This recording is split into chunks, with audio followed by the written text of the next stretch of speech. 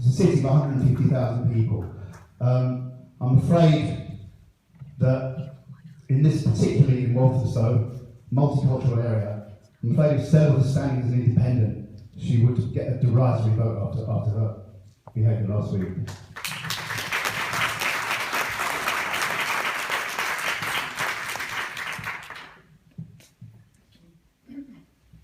Thanks very much. My name is Laura Paulson. I used to be a journalist for the BBC, not a corporation I'm particularly fond of, but I have worked in war zones, and I feel like I know quite a lot about, I know a bit about civil war.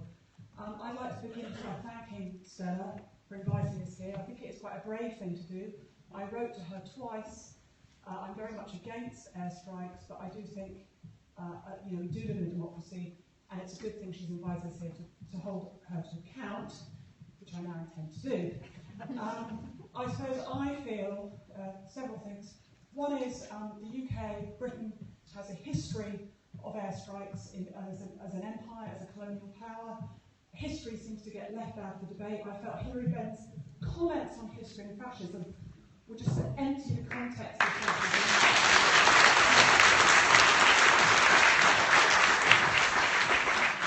The reason he was so popular in the media and in Parliament is because he reminded you of Tony Benn.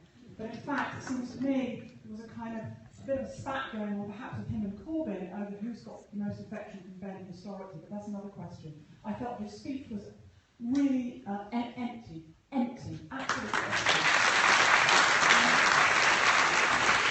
second thing I want to say that concerns me is that there seems to have been very little mention of the fact that the people who carried out the attacks in Paris are from Europe. They have a history.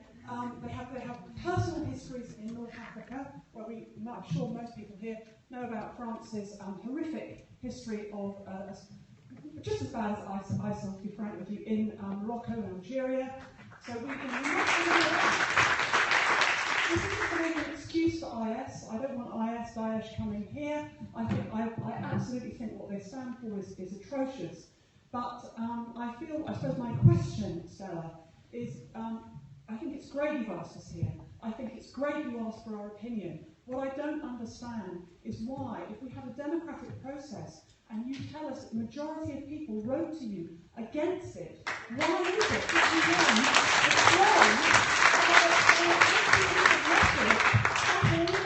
I just don't understand it, and that leaves me feeling a bit like I did after the Iraq War, where we demonstrated and demonstrated and demonstrated. Tony Blair, forgive me, had the cheek to say that showed we live in a democracy. A democracy is not about ignoring the electorate, it's about taking it seriously.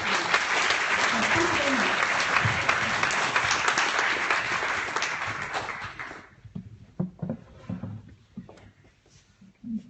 Hi, I'm Lindsay. I was impressed with the way that Stella's handled herself throughout this whole decision-making process, regardless of whether you agree with the way she voted or not. I think, as a Labour Party and as actually constituents, regardless of which party we supported, anyone would want to see an MP who is so open and transparent about their decision-making process, gives people a chance to have their say, explains how they made that decision, and now holds this meeting, despite quite a lot of hostilities and flying around, to let us discuss this issue. I think it was a free vote, so I think I admire the way that both Wes and Stella have spoken, and I think as a Labour Party, that's what we would want from our MPs. We would want them to consider all the evidence. We would want them to look into the views of their constituents and other people. I think what the gentleman said was very powerful about how the Kurdish community feel. I think I'd like to kind of move this debate on a bit, and in the spirit of how we started, to ask everybody on the panel what they think the Labour Party should be doing now in the best interest of the people of Syria. Given that this decision has been made, the bombing has started, I guess we are Labour, we're supposed to be looking out for people. Where do we want to go from here in the best interest of the people of Syria?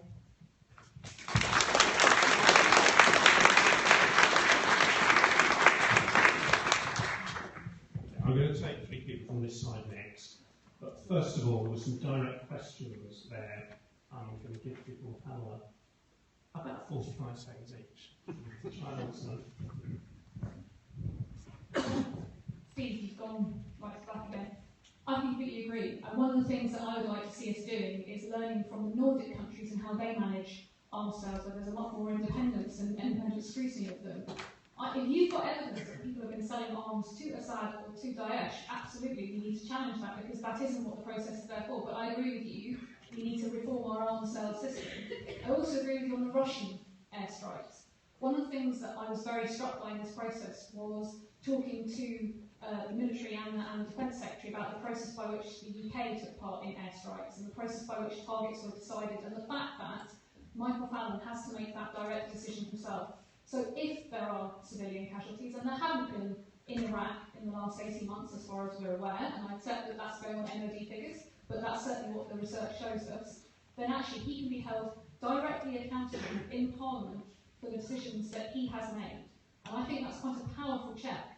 I think it's absolutely right that we challenge Russia. One of the things about the peace process that we have now seen, that we did not see in 2013, is Russia around the table with Saudi Arabia, with Turkey. One of the reasons that we now have influence over that process is because we are part of the coalition. We are part of the international force acting in Syria. And that kind of goes to your point, Lara, about Hillary's speech. Actually, I just encourage you to read an article by Matthew Norman where he interviewed Tony Benn about his pride in his son. One of the things I think very strongly, and I feel very personally, is some of the things that people have said about Hillary and his father cross that line. Yeah, and I thought that was quite a powerful article about how proud Tony Benn was of his son. Let me be very clear, that vote on Wednesday was not about the future of the Labour Party. It was about a genuine disagreement about what was the best case to make and what was the best way forward. Hillary made the case for our internationalist tradition, for the fact that we have stood up to fascism, and that matters to me. We also talked in the briefings about some of the things that Daesh are doing in the UK and in other countries. And Lara, you talked about the fact that the Parisian attackers were French. One of the things that Daesh has, and I'm using the term that we were given by the briefings, is an external ops structure. So they actively are recruiting people from Syria, in the UK, around the world to undertake these activities from Raqqa. That is why there have been 7 direct attempts in the UK so far that have been followed, and there is a connection to what is going on in Syria. These people we are already at the severest level of threat in the UK, and the briefings that we had were very clear about that and gave very strong evidence on that. You asked about the process. Yes, I wanted to listen. Yes, I heard a range of views, and yes, the majority of people didn't want to go ahead with the bombing. But I am a delegate. So you asked me when you vote for me. So I'm not a delegate, I'm a representative. You asked for me to go into Parliament, to listen to those debates and to make a decision and to be held accountable accordingly. And that is what I'm doing today. Because actually, that is what I did. I listened to the evidence and I made a decision, and now I'm here to account for it. Lindsay, you asked about what we should be doing. For the first time, we've seen a United Nations resolution that said we must take all necessary measures. The possibility of getting the United Nations to pass a resolution like this for the first time in a long time, we need to reform the United Nations urgently so that actually it can be that voice for peace and stability around the world, because it isn't at the moment. But this is the first glimmer of hope where actually you can get all those partners around the table working together, and I think that is worth supporting.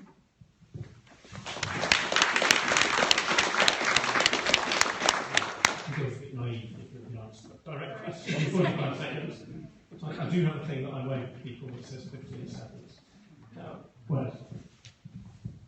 I'll try and be brief. I mean, for me, one of the things that didn't factor in my decision making and drove me around the bend whenever I got messages along those lines was, get behind your leader because he's voting against, and how on earth could you possibly vote with Cameron if you're thinking of voting in favour? The political fates of David Cameron and Jeremy Corbyn are insignificant compared to our national security and the lives of people in Syria.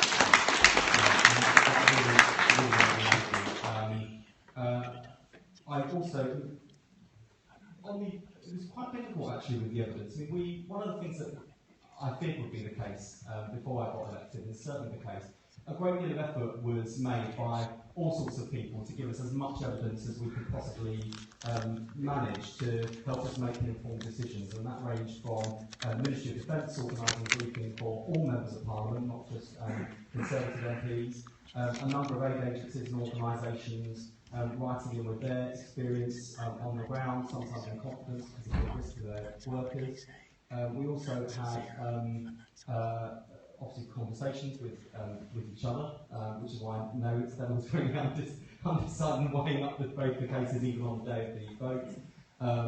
And one of the difficulties is that some are better informed than others. So even as an MP receiving all that briefing, if I were a right honourable member of Parliament and a member of the Privy Council, I would have had access to Privy Council briefings. If I was a member of the National Security Council and some opposition MPs were briefed by the National Security Council, I'd have an even greater understanding. And I think there is an issue here about the ability that we all have to make a really informed decision about these things. And having always been of the view that Parliament should authorise military action, I've become a lot more conflicted about whether or not it would be best for government to make informed decisions and for Parliament to hold them to account. It's probably a debate for another day. I also agree with Stella about us not being delegates on that basis, and without meaning to insult any members of the general public. It is simply impossible for general members of the public to have the same level of information, because unless the Ministry of Defence held an open briefing in Wembley Stadium, it's just impossible. You would not have the information, and that's why I think it is right that we make decisions as best we can to serve the interests of our constituents, and then we face the community when we get back. And finally, what next? I think the key things for us, Stella already mentioned accountability of the Defence Secretary, but I also think we need to really start pushing already on aid, reconstruction, because the preparation needs to be there, so the moment we can get in on the ground with the reconstruction and with the aid in Syria, the better, but it needs to be organised, and we do need to learn lessons from Iraq and Libya in particular, and also the refugee crisis. We have to make sure that this doesn't fall off the political agenda, or even worse, as we've seen in recent weeks off the back of the Paris attacks, refugees now being treated as terror suspects by sections of the media and by sections of public opinion. These people need our help, and we've got to act particularly as winter bites.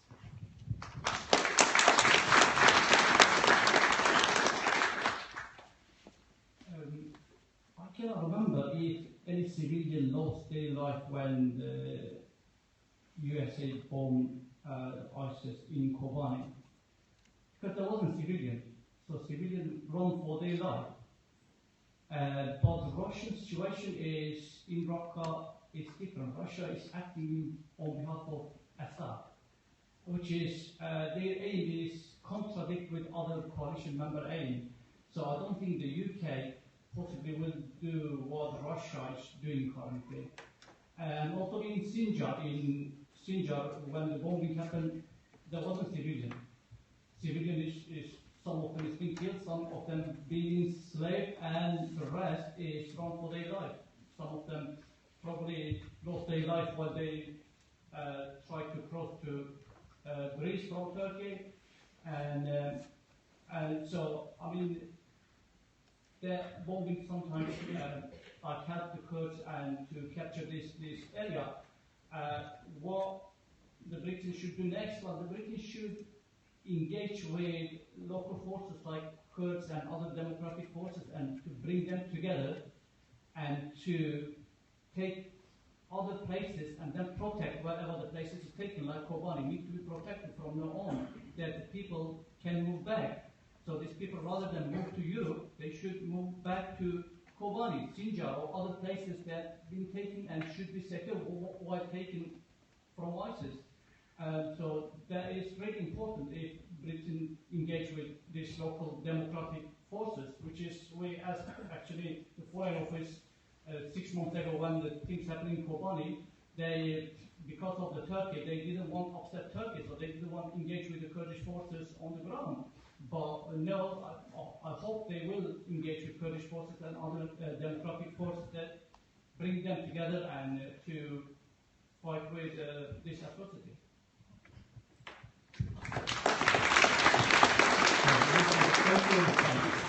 Let us hand up sometime. Now we'll sort of choose two more.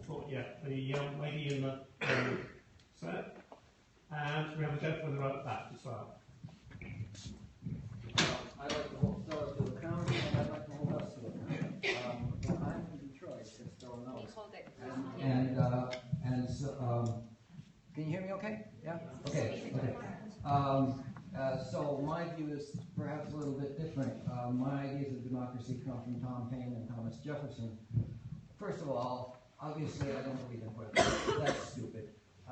Whips don't exist where I come from. You don't work for Jeremy Corbyn. You work for us, okay? Now, the other thing is, you probably know where I come from. I've lived in this country for 45 years, so it was a long time ago that I came. But where I come from, every member of Congress has to face a primary election every 2 years where they stand against members of their own party, and every member of the constituency who says they support that party gets to choose who will be that party's candidate. This happens every 2 years.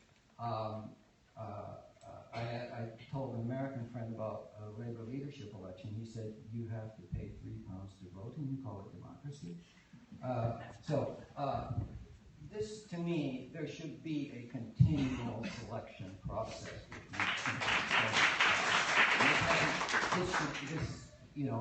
A person in a safe seat should not have a seat for life unless the constituents continually approve, and this applies to Walthamstow. So that's the background. Now, what about this vote this week? Okay, so did you do your duty as an MP? Well, you consulted with all the with constituents as much as you could. You had a meeting last weekend on last Sunday. You listened to us. We gave diverse views, but 100% of the people at that meeting who spoke asked you to please vote no. You then went to Parliament. You listened to arguments there. I think one of your emails said that you thought Hillary Benn's arguments were better than ours. That was your judgment. You made your judgment, and you voted the wrong way, but you voted. Now, as I see it, you did your duty as an MP.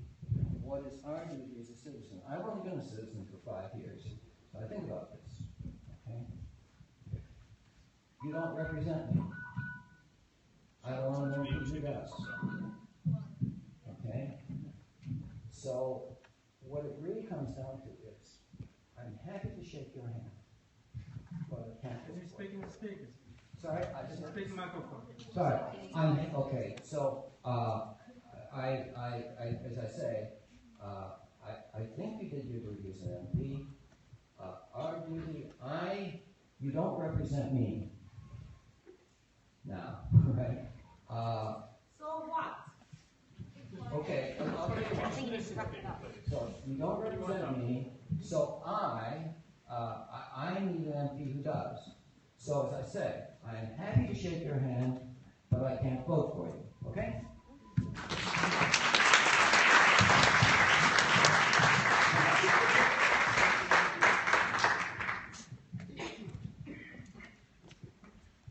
Just thank you to Stella for inviting us all here and having the opportunity to. I'm Zainab. I'm a student at university. I'm studying international relations at King's College London. And the main issue that I had with the vote on Wednesday was that there was a lack of a general government strategy for how these airstrikes are to be conducted. I mean, yeah, it's all great to say that, yeah, we're fighting Daesh and it's a complete threat to us and the world, which is true, but then you don't give a start date and end date, what you're going to bomb, who you're going to bomb, how you're going to do it. So what we've allowed for is essentially a perpetual bombing of a country with no end.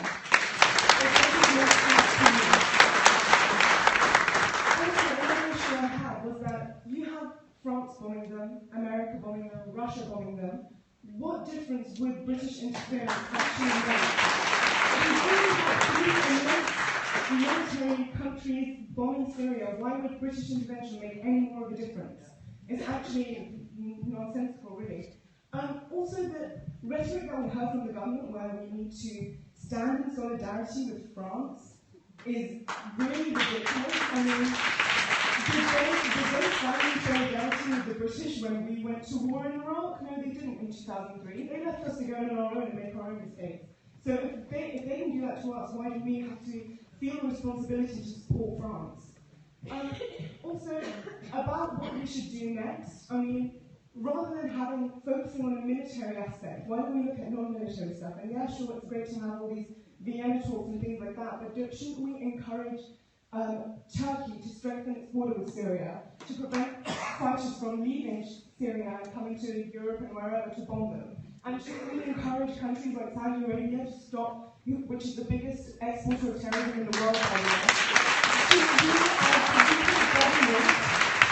stop Al-Qaeda and stop trading for weapons and things like that. I mean, that would seem more, it would seem like a better strategy to fight ISIS than just to bomb them entirely.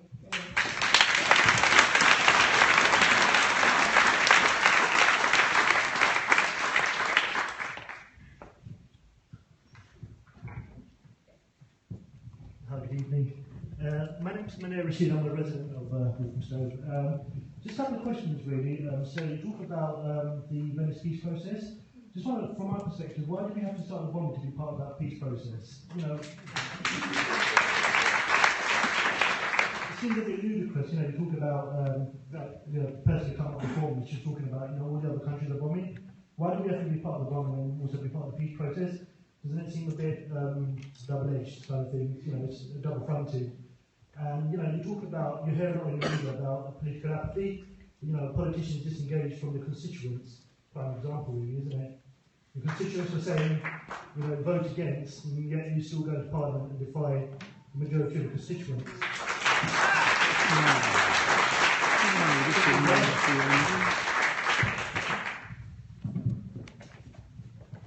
Just to remind all the panel, I'm trying to get more questions and contributions in.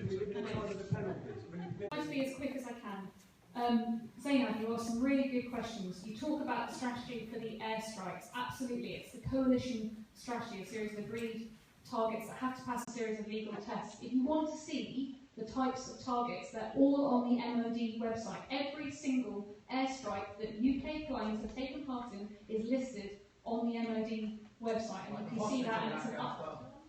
We're talking about this motion, and there's absolutely that evidence there. You also talk about who we're targeting. The motion, and it is very, very explicit, is to target ISIL targets only. So it's about who you can justify on that basis only.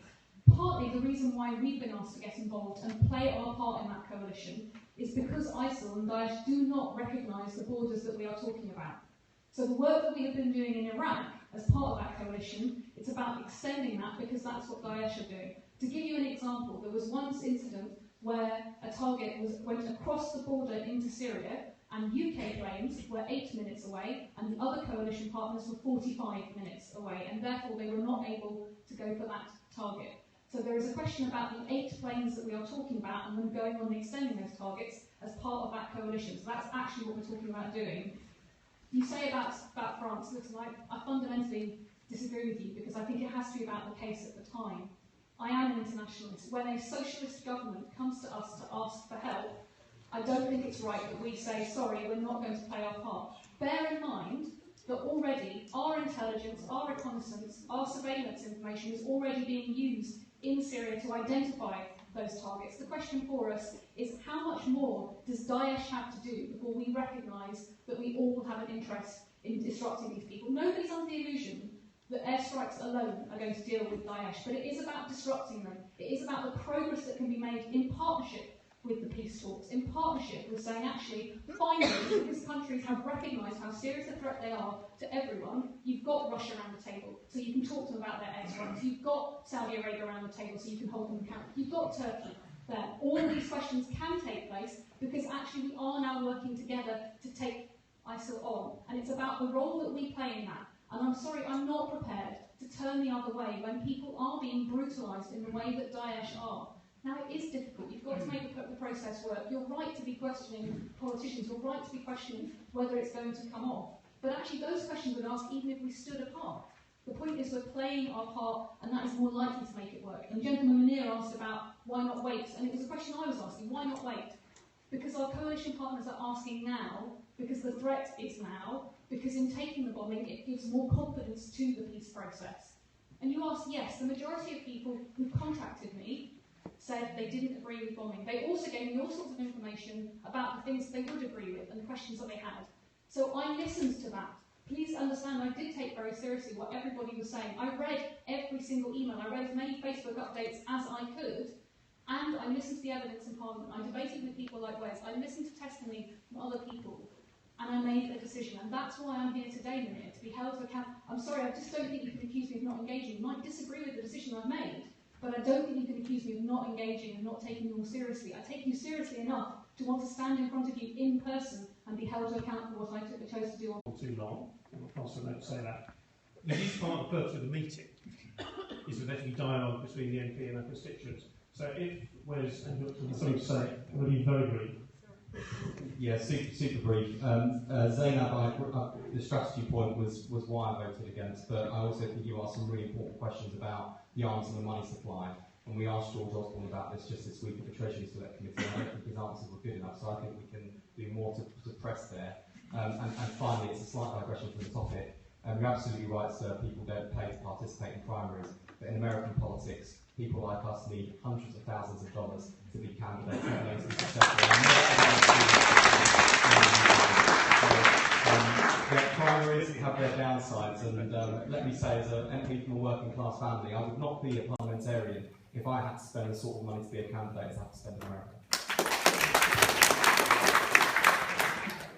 I totally agree with Zainab that there should be a clear strategy and how long UK will be there and what is the aim of the UK, and everybody should know, we should know that. But without engaging in Syria, UK will not be able to put pressure on Turkey to close its border. And the only way to put pressure on Turkey and UK has to engage in that. Definitely Turkish border needs to be closed, and because the Daesh using their border and the people can go from Europe to Turkey and then get in touch with the Daesh from the border and enter Syria and join the Daesh. So that's for sure that we need to be put pressure on Turkey, and Turkey should stop that. So I am trying to get gender balance, some kind of ethnicity balance, and an age balance that I recognise I don't know everybody's age. What I can't do, because I don't know most of you, and even those of you who do not necessarily know what you think, is get a balance in terms of views. So can I have the man on the far end of the front row, woman in green in the second row, there's a man up 3 rows from the back here who's had his hand up for ages. Yes, your one is just turn around, it's you.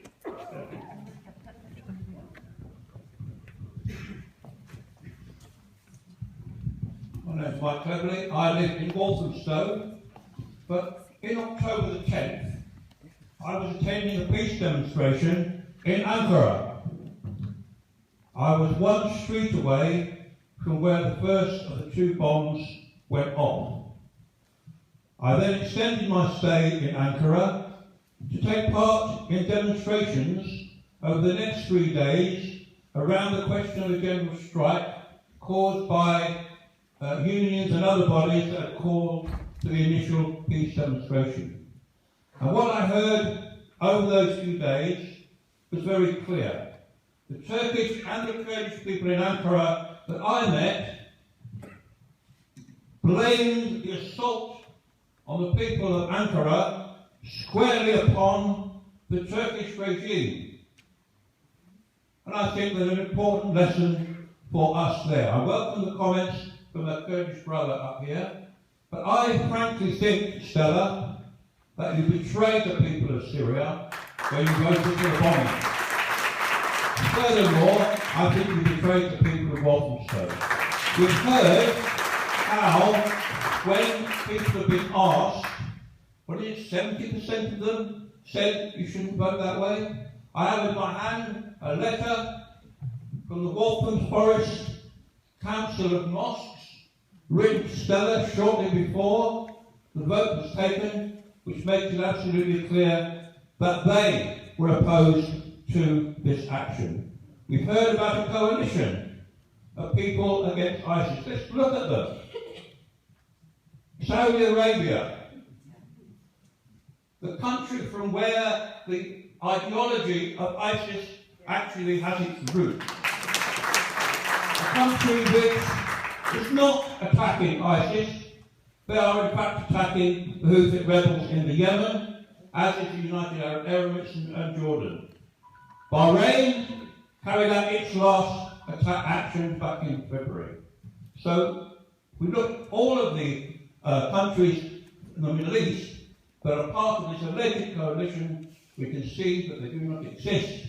And the main coalition is in fact the Western powers. And haven't they done enough mixing up in the politics of Iraq and Syria already?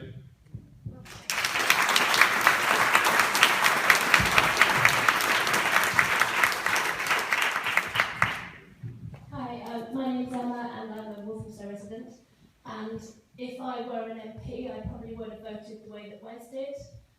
For me, having wrestled and tussled, gone both ways over and over again, because I am so sickened by the behaviours of ISIS, the degradation of human life that's happening there.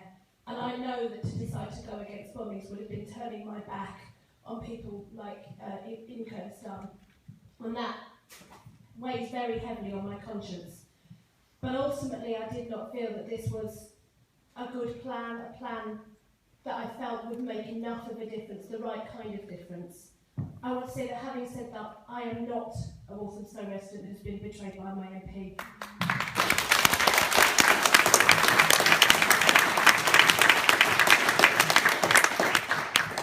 And I don't think it's the reason we're here tonight, but it has come up. MPs make lots and lots and lots of decisions, hundreds every day. And I think what's really important is that we understand that the majority of the decisions that are made by our MP Stella are made in the interests of Walthamstow for the people of Walthamstow. And I don't want to see us turning inward and fighting amongst ourselves and going in endless election battles. I want to see us fighting continually for the people of Walthamstow.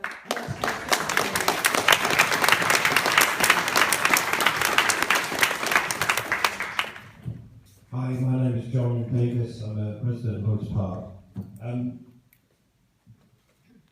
Stella, the argument about we can't be part of the process unless we're part of the bombing campaign seems just totally ludicrous to me. Two things that we could do, and I know it's already been referred to before, but is deal with Turkey and Saudi Arabia. And I respect the person on yourself on the panel, but what would really help the Kurds would be stopping Turkey from bombing the Kurds. And Turkey can persecute the Kurds within its own border. There are cities within Turkey, Kurdish cities, that have been surrounded by the army, and electricity and supplies have been turned off, and people are being starved to death there. So I think that is something, and Turkey is a member of NATO, by the way. That's just, it's shocking. And in terms of the debate itself, the argument that, well, ISIS don't recognise a border, so we're not going to recognise one. Bombing's already started in Iraq. I'm sorry, the Syrian people, as well as the Syrian government, we don't support, but the Syrian people recognise the border. So I don't think that argument stands up. And also in terms of Hilary Benn and what he said, I mean, it's shameful that he was comparing the comrades who went to fight Franco in Spain with a bombing campaign. The bombing campaign that we know about in Spain with Guernica, that's the bombing campaign that stays in people's heads, not fighting for freedom against fascism. Sorry, you don't cure fascism by bombing. And also in terms of the debate, the fact that nobody was allowed to sum up against the bombing, I think that was not only a mistake, I think it was a tactical ploy, and I think it was completely unfair that nobody was allowed to come and speak about what Hilary Benn had said, where he justified supporting the government's campaign and campaign of war. Thank you.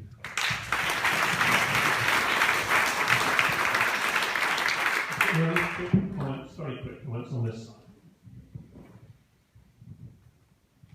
Thank you. I think both gentlemen they put case nicely when it comes to the Kurds in Turkey, and the reason during the last election, which is that is I think 3 times the bomb is gone off, which is all three times that is against pro-Kurdish party. Once is happened in Diyarbakir, which is 3 people lost their lives, and second in the border with Syria, which is in Suruc, where some of the activists want to go to Kobani, have to build a school for the children. So they've been, I think, a number of Turkish, 7 of them lost their lives. And then the last one happened in Ankara, where 100 people lost their life. So this happened because Turkey kind of left ISIS to do these atrocities, because Turkey engagement with ISIS and these people who done suicide, they were known by the Turkish police beforehand, but for some reason they let them to do because they done against pro-Kurdish parties. So for that reason, why the UK engaged in this action, they should put pressure on Turkey to close the border and to not have engagement with ISIS anymore.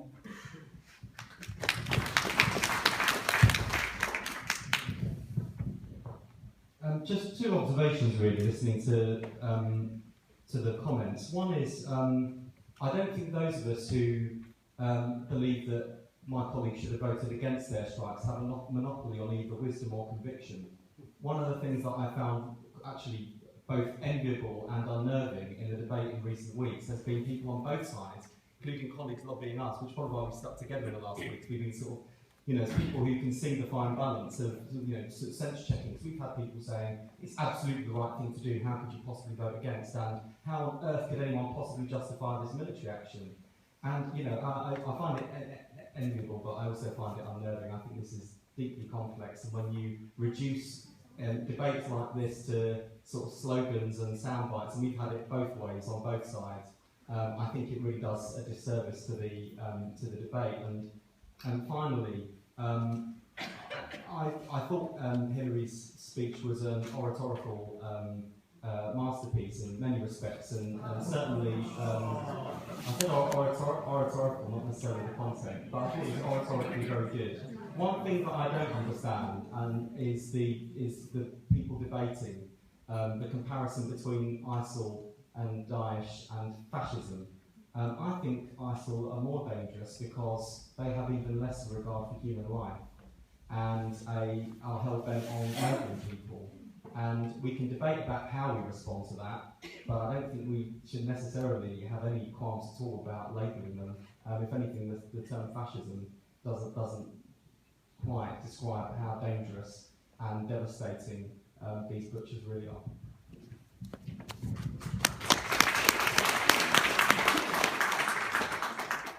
Mike, another time we should talk about some of the work that I have done with other colleagues about the situation of the Kurds, not just in Turkey but also in Iraq. There is absolutely a debate about that community. I work very closely with representatives here in the UK too. This is where I disagree with John. This is the messy reality of international politics. If we want to be in the room, we have to show that we're serious about being in the room. And that's how we can hold countries like Turkey to account. That's how we can hold Saudi Arabia to account. This is why I want to reform the United Nations. I'm extremely proud of Labour's role in creating the United Nations, because actually these are conversations that should be happening amongst nations. There should be that role of everyone working together. That we haven't in recent history challenges us all. Anybody who wants to say this is easy needs to look at what happened in Rwanda, also needs to look at what happened in Bosnia.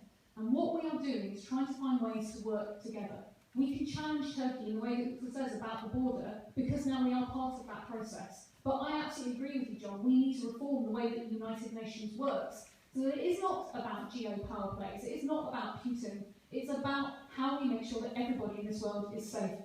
But frankly, one of the reasons why my respect for Jeremy Corbyn has grown this week is because it was a free vote, because actually he let Hilary Benn lead at the end of the debate, because he said there are differences, there are disagreements, and they should be aired, and people should hear the different arguments, and then they should be respected. And my respect for Wes is the same as my respect for my colleagues who voted yes, because nobody has the preserve on moral certainty in this debate.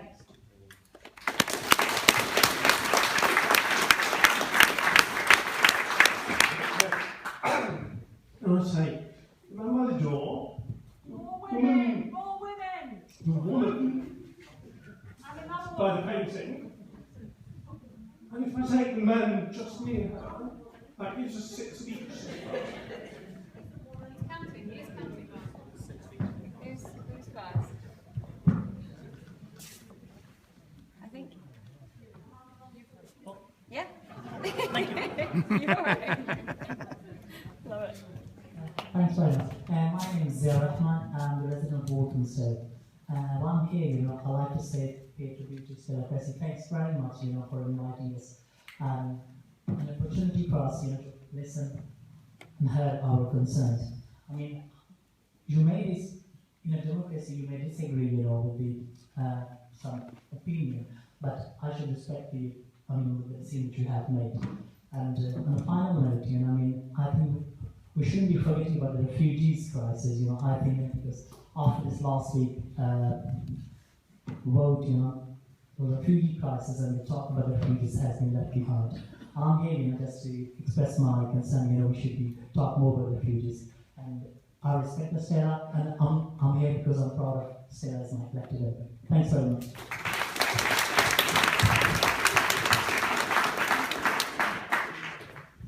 Hello, my name is Emma. I'm a Walthamstow resident. A couple of things. You mentioned being scared by people who were certain about the way that about which way they voted on this. Are you certain now about the way you voted? No, I've said that. Okay. Okay. Well, I think to say that people with certainty is a little bit insulting to hear that, because we also look at it and the complexities and weigh it up and this, that, and the other, and then we decide what we think is right. And we have to be certain of that. To say that we're certain is not. It sounds like you're disregarding the thought that everybody else puts into it, and I'm aware of the fact that we don't have access to the same information that you do. But we read as much as we can in order to make the best decision that we can from that. My input was about this meeting today, and I understand that it requires a lot of organisation, and I don't know what you've had to go through, but I've had a great deal of difficulty in finding out about this, and so I'm standing here speaking for the numbers of people who I imagine want to be here and can't be here, and I think the organisation should have been better. And finally, there were a number of comments made about elements of the arguments that are questionable, that you yourself question. David Cameron's numbers of people on the ground, 70,000 I think was the number quoted, and people question that. There was a mention of George Osborne and not being held to account with his economics in terms of Saudi Arabia and this, that and the other. And if there's uncertainties there, I find it difficult to know how you then felt that it was okay to say yes to extending.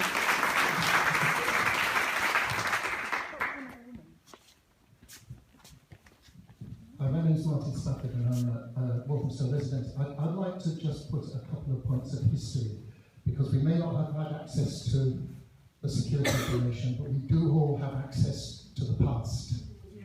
And I want to make two comments. The first is this. Hilary Benn made the connection with Nazi Germany and said fascists have to be defeated.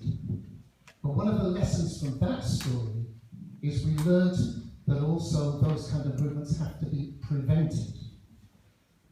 After the Second World War, the West realised they couldn't do the Versailles Treaty again and economically punish Germany. They had to actually build up the economy of West Germany. Why then does Hilary Benn and others who voted for think the right thing to do in this case was to take the very action that will encourage more support for that? Because what we do know historically is in the last 20 years, Western bombing and Western military intervention has created exactly what Stella referred to, which is the factor of Daesh, which is that it's a global network. And many people around the world who see what happens in the Middle East come to the conclusion that their ummah, their community is under attack, and therefore are more likely to be sympathetic to Daesh. So the decision to bomb in itself is a decision that will continue the growth of that aspect of Daesh, or whatever replaces it, because each time there's been a replacement when one of these movements has been weakened. The second and final historical point is this. The one absolute reality throughout history, probably starting way back with Pope Urban and the call for the First Crusade, is that an intervention militarily by the West in the Middle East has always ended up in being a disaster and always ended up with massive unintended consequences. And that is how people in the Middle East see the way that the West behave. So if they see, and I will conclude, if they see that yet again we are allying with many of the other past imperial and present imperial powers, I include Saudi Arabia as an imperial power, I include Iran as an imperial power, but definitely Russia, the United States, France and ourselves, yet again we will confirm that view. We have to in the future reach a point where we do perhaps, if we feel we must take part, we do what the Nordic countries did in the Oslo Accords. It didn't succeed, but not their fault, way back between Palestine and Israel. We get involved on the diplomatic side, but we stop intervening militarily and economically. It always results in disaster.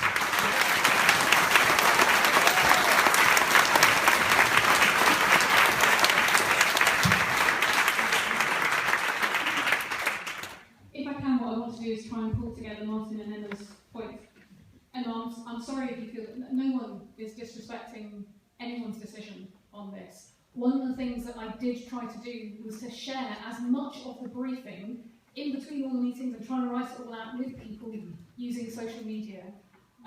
It is difficult. Look, I'm a small office. We also have a huge amount of casework. I'd say I was up till 4 o'clock last night trying to log all the emails, trying to wade through everything to make sure people got the details of this. We booked the biggest venue we could get on a Sunday afternoon. I'm really sorry, there were a number of groups, a lot of them outside of Walthamstow, including the media, including people like George Galloway and co, who were talking about this meeting. I wanted this meeting to be for you, for Walthamstow residents. So if it's been complicated, it's been about trying to make sure, I think as we've actually achieved, to get people from Walthamstow directly in this room and to be about people from Walthamstow.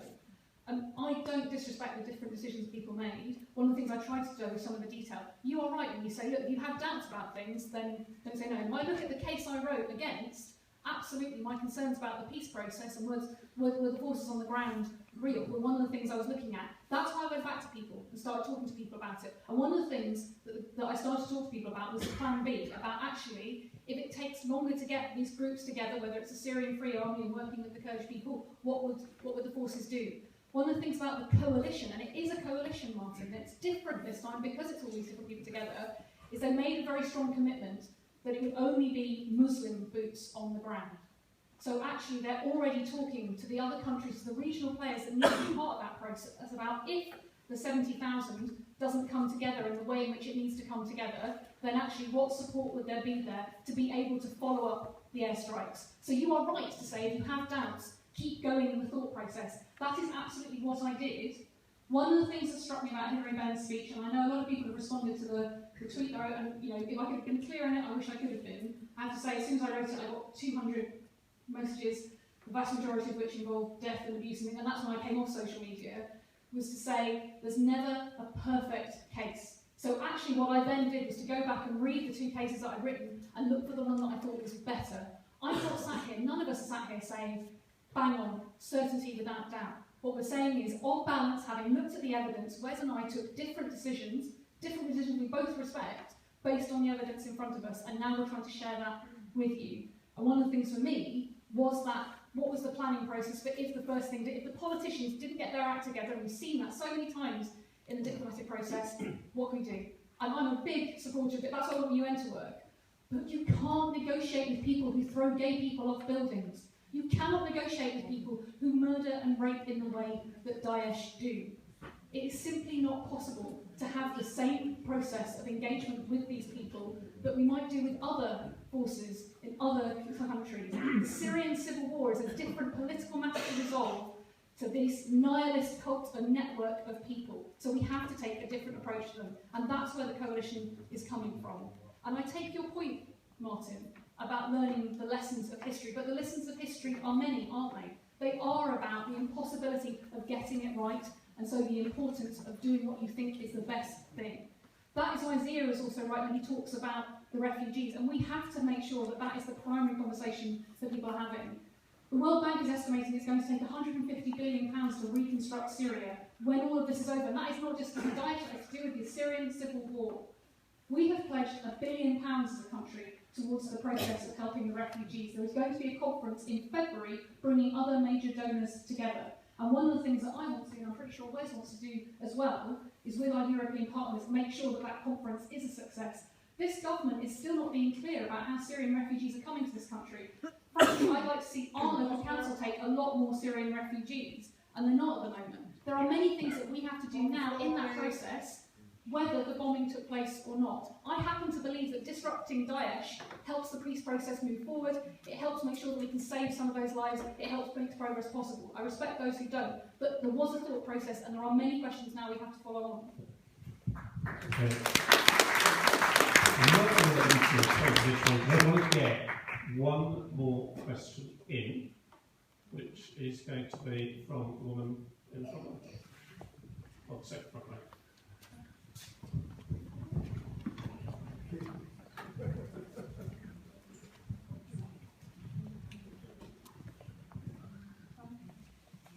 Can I just say that I don't feel disenfranchised. I think this is absolutely the right way to go about it. It's a perfect process. But friends of mine I see on social media whose MPs haven't gone through this accountability process. I think that we are a lot more lucky in Walthamstow. Can you hear me now? The question that I have is the strategic necessity for economic disruption of Daesh. How does the vote either way affect that outcome?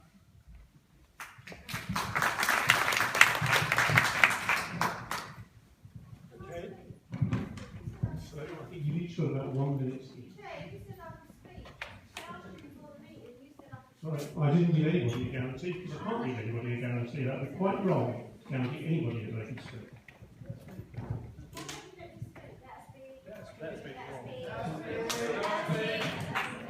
I think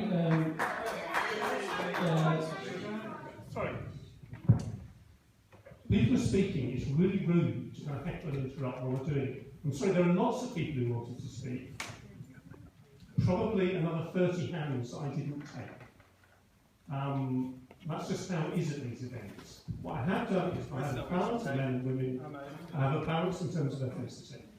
I don't think I'm going to be asked to do more than that. So we've got about 1 minute for each person on that.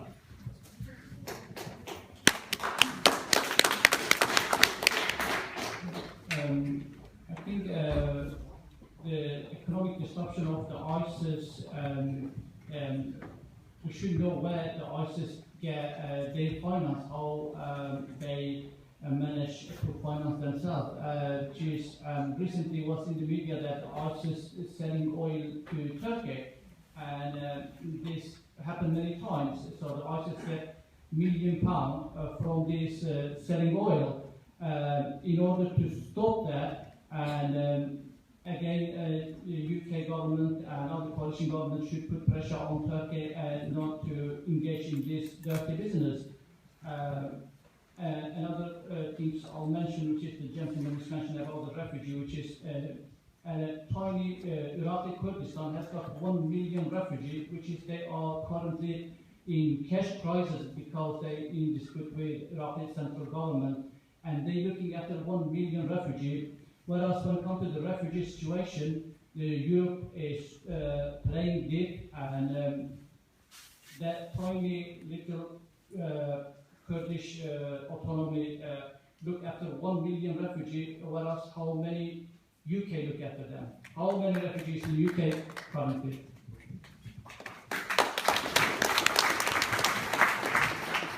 Yeah, I think these are exactly the sort of questions we really need to push on as a sort of, whatever decision we made in Parliament this week, there are positive things around which we can all unite and press the government to action. I don't think the vote this week should have made any real difference to the ability or the determination of the government to do that. It's our job to hold them to account. The final thing I just wanted to say, the gentleman in the previous round asked whether or not military action would encourage more support for IS. And one of the things that I've asked myself, and I have to say with a slightly less critical view now that I've experienced what actually happens in terms of parliamentary decision making, how easy it looks sometimes from the outside to reach these decisions, and how differently I have not behaved like such an armchair general or critic as I have done before I got elected, is I wonder whether our failure to act in 2013 and allowing Assad to rampage across Syria and allowing people to turn to IS as a source of economic support, shelter, supply of provisions, there are consequences either way to action and inaction, and it's one of the things that will always rest on my conscience. And finally, I just want to end by saying, well, thanks for inviting me, but also I'm sure I'm not the only one of my colleagues and members of my own local party, certainly I've been speaking the last couple of days, who thought Stella had slightly lost the plot, organising a meeting days after a really emotive vote for people to come along and vehemently disagree. But I absolutely respect it, and I respect the decision and the choice that she made, and a number of my colleagues and others made, because I know there's a common view amongst politicians are all terrible, we're in it for ourselves and we're unthinking and terrible. I can honestly tell you from conversations I've had with colleagues who voted both for and against, that people agonised over this vote in many cases, or at the very least thought it through very deeply. And I think that should give you some confidence about the quality of representation that you have in Parliament generally, but more specifically the MP you have here in Walthamstow.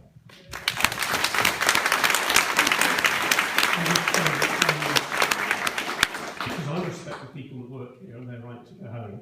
You've got 90 seconds, so. Okay. Your question about ISIL and version their funding, that one of the things people had said to me was, look, can't we do more to stop them being funded? One of the things that ISIL has is a lot of arable land, they also have a lot of oil. The strikes that you've seen over the last couple of days that we have now taken part in Syria as opposed to in Iraq, and again, I encourage you to go and look at the list of targets, have been about oil and disrupting the oil money that they have. There is absolutely another question about who is buying that oil. Part of the conversations allows us to tackle both ends of that and disrupt their financial position. I want to say in closing, this is a very Walthamstow thing to say. I used to worry about the fact, in fact I had a full frank and free conversation with the Chief Executive of the Council about the fact that more people in Walthamstow had contacted me about Mini Holland than the decision to initially start the airstrikes in Iraq 18 months ago. I used to worry that people didn't know the seriousness of the decision that we've made then. So I am grateful that people are engaged, and I'm grateful for the fact that you've given up your time to come today, and I'm grateful for every single representation. Some of the letters I got, the letter from the Council of Mosques, I read repeatedly and in detail because it was a very, very important document to me. A lot of the personal emails, some of the things, the questions that people posed to me, and I tried to put some of them up on Facebook. I really appreciated the input that you gave, and I'm sorry if you think that, because actually it was important to me to hear all those voices and to respond to them, and that's what today has been about. I don't want this conversation to stop, because I do think I need your help in terms of the refugee work. I'd also really like to encourage you to take part in the work we're doing on Islamophobia, because actually that has been a long-running problem in our local community, and I don't think that's an issue for Muslims. I think that's an issue for all of us, because all of us have to be part of that conversation saying Daesh is nothing to do with religion, it's against all humanity. I want to say that I am grateful to my staff in particular, because they've had quite a rough time this week and they're here today to help. Just say, we are a small team. I do try my best to try and respond to everybody. If you email Stella at Working for Walthamstow, it is me who is reading it and looking at that inbox on that Facebook, on that Twitter. I'd like to keep being able to do that. I get the impression that people found some of the stuff I put out helpful, some of it not helpful. I've learned from that as well. But the worst thing in the world for me would be if we all stopped talking. Because even if we disagree, the only way we're going to make progress, the only way we're going to come to the best solution that we can is by working together. And that is why I appreciate you giving up the time on a Sunday, and also to Graham for chairing this meeting and trying to get as many different people in. If you don't get my Working for Walthamstow emails, if you don't know how to get hold of me, please let my team know. Please make sure you take all your rubbish with you, because then we can get out of the building quicker and help people. Thank you everyone for coming.